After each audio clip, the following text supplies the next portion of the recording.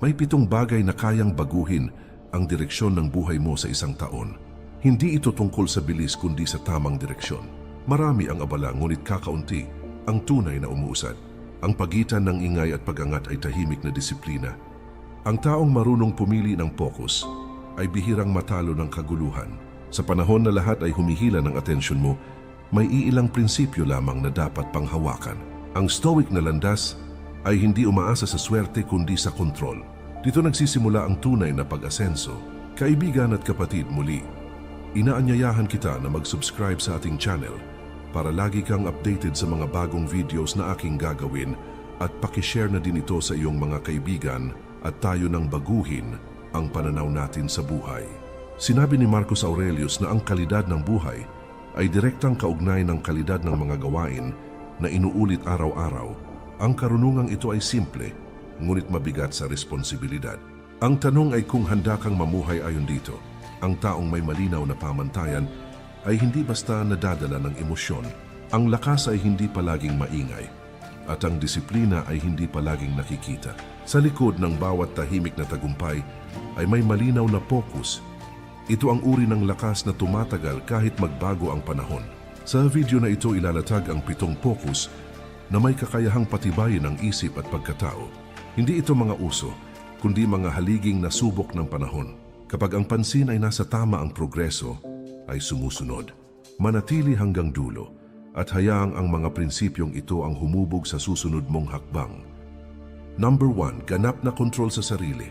Ang pundasyong ito ang pinagmumulan ng lahat ng anyo ng pag-asenso na tumatagal kahit magbago ang panahon at sitwasyon. Kapag walang kontrol ang isip, madaling agawin ng emosyon ang direksyon ng buhay at ilihis ito palayo sa tamang landas. Sa pananaw ng Stoic, ang bugso ng damdamin ay pansamantala at hindi dapat maging gabay ng kilos. Mas pinipili ang pagkilos ayon sa mga prinsipyong matibay at napatunayan na ng karanasan at panahon. Sa ganitong ugat umuusbong ang tahimik, ngunit matibay na lakas na hindi kayang yumanig ng kaguluhan. Ang araw-araw na disiplina ang unang anyo ng kapangyarihan na may malalim na epekto sa pagkatao. Hindi ito lantad sa paningin ng marami at hindi rin naghahangad ng pagkilala o papuri. Isinasagawa ang disiplina sa mga sandaling walang nakakakita at walang umaapresya. Sa mga oras na may sapat na dahilan para sumuko, mas pinipiling manatili sa tamang kilos at asal. Sa prosesong ito, unti-unting hinuhubog ang matatag at maasahang pagkatao na kayang tumagal sa pagsubok. Maraming tao ang bumabagsak, hindi dahil kulang sa kakayahan, talino o pagkakataon. Ang tunay na dahilan ay kakulangan sa pagpipigil sa sarili kapag emosyon ang nangingibabaw. Ang isang maling kilos na inuulit araw-araw ay dahan-dahang nagiging ugali. Sa paglipas ng panahon, ang ugali ay nagiging karakter na mahirap nang baguhin. Mula sa karakter nagmumula ang direksyon at magiging bunga ng buong buhay. Ang kontrol sa sarili ay malinaw na pagpili ng pangmatagalang kapakinabangan kaysa panandaliang aliw na mabilis maglaho. Hindi lahat ng nagbibigay saya sa kasalukuyan ay may dalang tunay na halaga sa hinaharap. Hindi rin lahat ng mabigat at mahirap ay hadlang sa pag-unlad ng isip at pagkatao. Ang pagtitiis ngayon ay nagiging puhunan para sa mas malawak na kalayaan at katahimikan sa mga darating na taon. Sa ganitong landas naglalakad ang taong may malinaw na pananaw, malinaw na layunin at matibay na loob. Kapag hawak ang sarili ang mundo, ay nagkakaroon ng malinaw na hangganan. Ang opinyon ng iba ay unti-unting nawawalan ng kapangyarihan sa mga desisyon at hakbang. Ang bawat sitwasyon ay nagiging hamon na maaaring paghandaan at lampasan, hindi sentensya na basta tatanggapin. Sa bawat pagsubok, ang tugon ay nagmumula sa sariling prinsipyo at hindi sa takot o galit.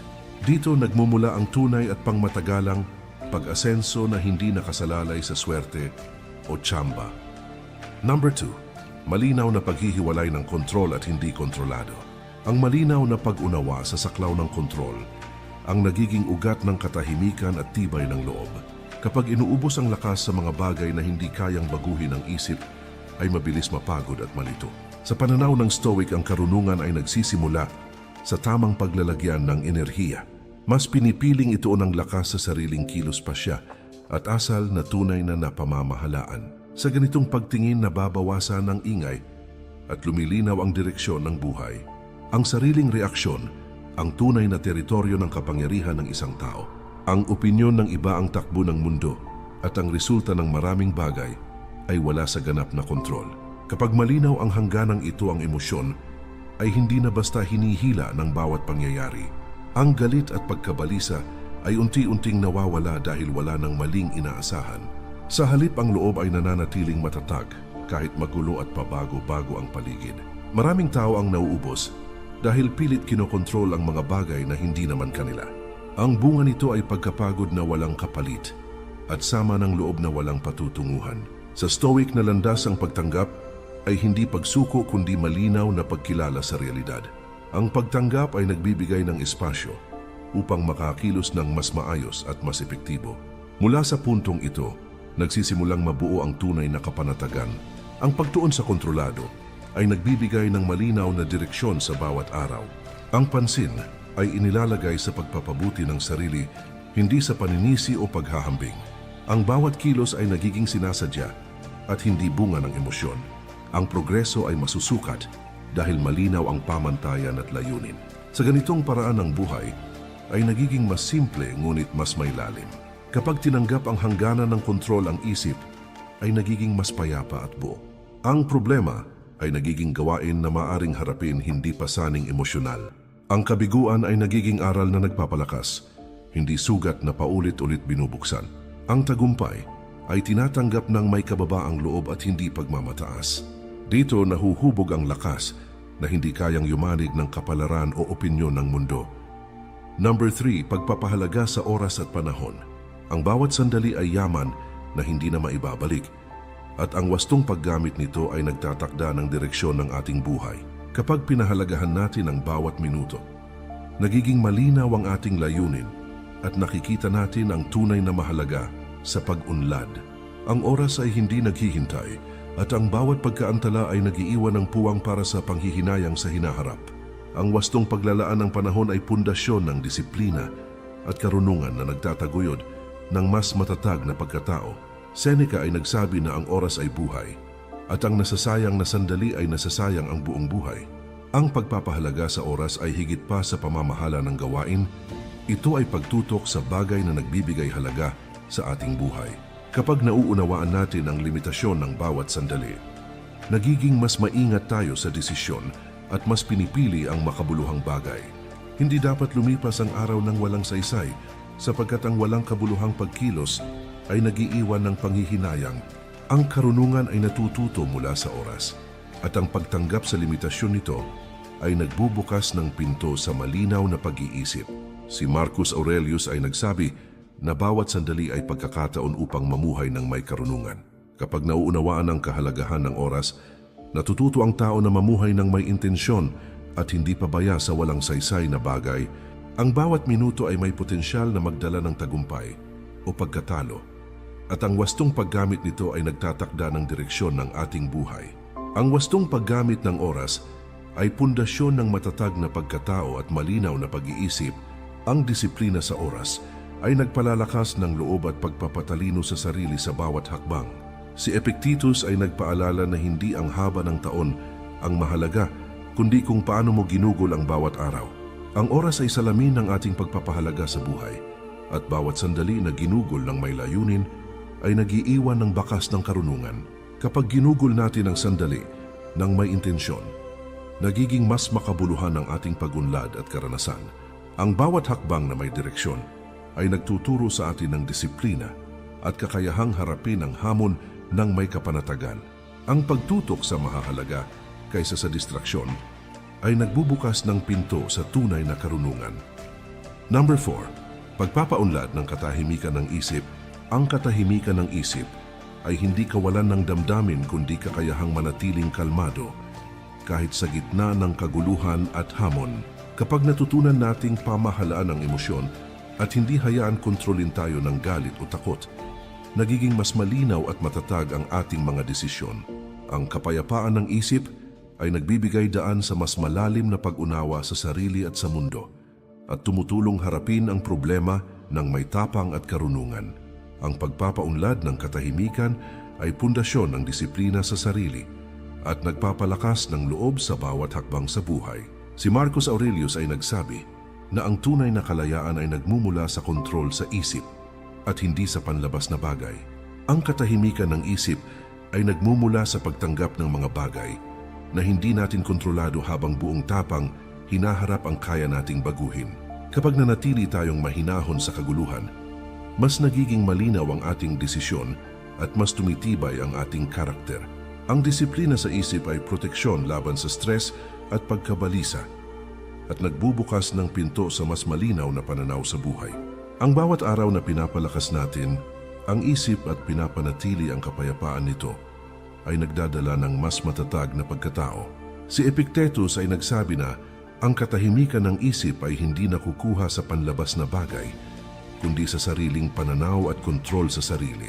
Kapag naunawaan ang kahalagahan ng katahimikan, natututo ang tao na harapin ang hamon ng may tiwala sa sarili at malinaw na layunin. Ang bawat sandali ng kapayapaan ng isip ay nagbibigay lakas upang gumawa ng tamang hakbang at humarap sa pagsubok ng may kapanatagan. Ang katahimikan ay nagtuturo ng tunay na disiplina at karunungan at tumutulong maiwasan ang mga aksyon na walang saysay. Kapag nakatutok tayo sa pagpapalakas ng isip kaysa sa labis na distraksyon, nagiging malinaw ang direksyon ng buhay at mas makabuluhan ang karanasan. Number 5. Pagtutok sa kalusugan ng katawan at isip. Ang kalusugan ng katawan at isip ay pundasyon ng matagumpay at makabuluhang buhay.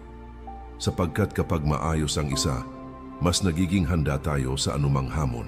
Kapag binibigyang pansin natin ang pisikal at mental na kalagayan, nagkakaroon tayo ng enerhiya at malinaw na pag-iisip para sa tamang desisyon at aksyon.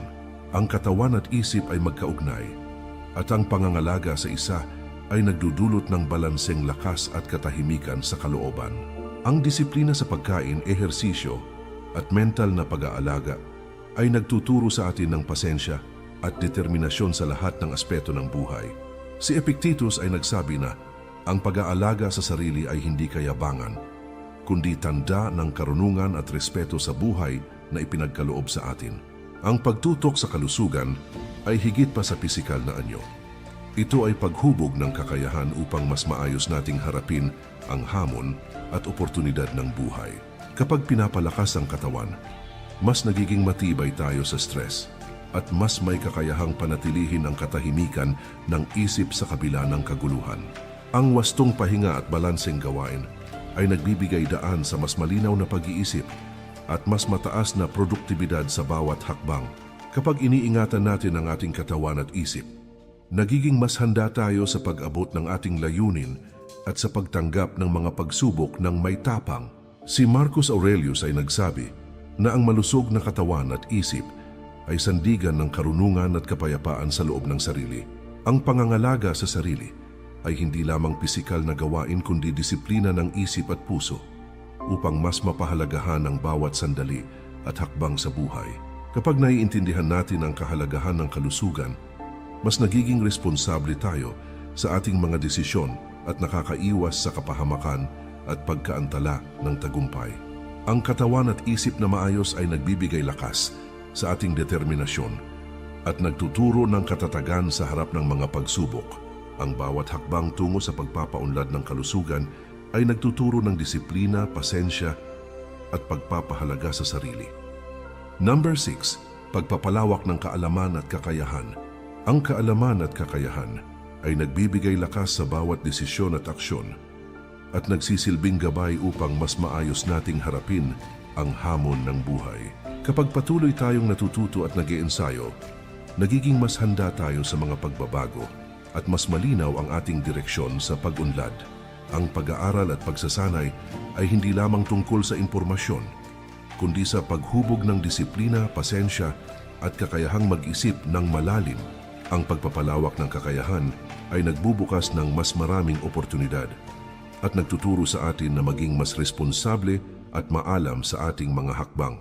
Si Seneca ay nagsabi na ang paglinang ng isip at kakayahan ay tanda ng tunay na kalayaan at karunungan sa buhay.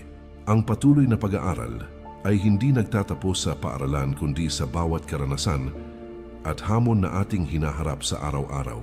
Kapag pinapahalagahan natin ang sariling pag-unlad, nagiging mas malinaw ang ating layunin at mas napapalakas ang ating kakayahang umangkop sa pagbabago. Ang kaalaman ay nagbibigay ng liwanag sa isipan at ang kakayahan ay nagiging tulay upang maisakatuparan ang ating mga plano ng may husay at katatagan. Ang bawat oras na ginugol sa pag-aaral at paglinang ng kakayahan ay nagdadala ng lakas, kumpiyansa at mas malalim na pag-unawa sa sarili. Si Marcus Aurelius ay nagsabi na ang taong may pinag-aralan at may kakayahan ay may sandigan na hindi matitinag ng anumang unos o pagsubok.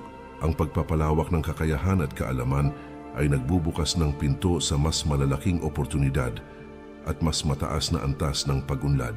Kapag naiintindihan natin ang halaga ng bawat aral at pagsasanay, nagiging mas responsable tayo sa paggamit ng oras at talento na ipinagkaloob sa atin. Ang paghubog sa isip at kakayahan ay nagtuturo sa atin ng tamang pag-prioritize at mas malinaw na pagtingin sa mga bagay na mahalaga sa buhay. Ang kaalaman at kasanayan ay nagbibigay lakas sa ating loob upang harapin ang hamon at gumawa ng desisyon ng may karunungan. Number 7. Paglinang ng matibay na pananampalataya sa sarili. Ang pananampalataya sa sarili ay pundasyon ng lakas at tapang sa bawat hakbang at desisyon sa buhay, sapagkat nagbibigay ito ng tiwala sa sariling kakayahan kahit sa gitna ng unos. Kapag pinagtitibay natin ang tiwala sa sarili, mas nagiging matatag tayo sa harap ng hamon at mas malinaw ang ating direksyon sa pag-abot ng layunin.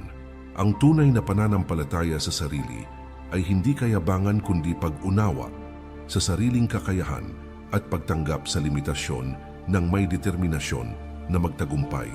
Kapag naniniwala tayo sa sarili, nagiging mas maayos ang ating pagharap sa kabiguan at mas bukas ang isip sa pagkatuto mula sa karanasan. Si Seneca ay nagsabi na ang pinakamalakas na sandata ng tao ay ang paniniwala sa sarili at sa kakayahang harapin ang anumang hamon. Ang pagtitiwala sa sariling kakayahan ay nagmumula sa patuloy na pag-aaral, karanasan at pagpapaunlad ng disiplina at determinasyon. Kapag pinagtitibay natin ang loob at kakayahan, nagiging mas matatag ang ating pagkatao at mas handa sa anumang pagbabago o pagsubok na darating. Ang pananampalataya sa sarili ay nagbubukas ng lakas upang gumawa ng matapang at makabuluhang hakbang sa buhay ng may malinaw na layunin. Kapag naniniwala tayo sa sariling kakayahan, mas nagiging responsable tayo sa mga aksyon at desisyon na nagtatakda ng direksyon ng ating buhay. Si Epictetus ay nagpaalala na ang paniniwala sa sarili ay pundasyon ng tunay na kalayaan at karunungan sa buhay. Ang matibay na pananampalataya sa sarili ay nagbibigay tapang upang harapin ang takot, kawalan ng katiyakan at anumang hamon na dumarating sa ating landas. Kapag naniniwala tayo sa sariling kakayahan, nagiging malinaw ang ating pagpapasya at mas epektibo ang ating aksyon sa pag-abot ng layunin. Ang pagtitiwala sa sarili ay nagtuturo ng determinasyon at disiplina sa bawat hakbang at nagbubukas ng pinto sa mas mataas na antas ng paglago. Ang bawat hakbang na may paniniwala sa sarili ay nagtuturo ng katatagan at mas malalim na pag-unawa sa tunay na kahulugan ng tagumpay. Si Seneca ay nagsabi na ang paniniwala sa sariling kakayahan ay sandigan ng lakas at tunay na karunungan sa buhay. Sa pagtatapos ng ating paglalakbay sa 7 bagay na dapat pagtuunan ng pansin ngayong 2026, alalahanin natin na ang tunay na pagbabago at tagumpay ay nagsisimula sa loob ng ating sarili. Sa bawat maliit na hakbang, sa bawat desisyong ating ginagawa, at sa bawat panahong inilalaan natin para sa paglago at karunungan. Ang disiplina, katahimikan ng isip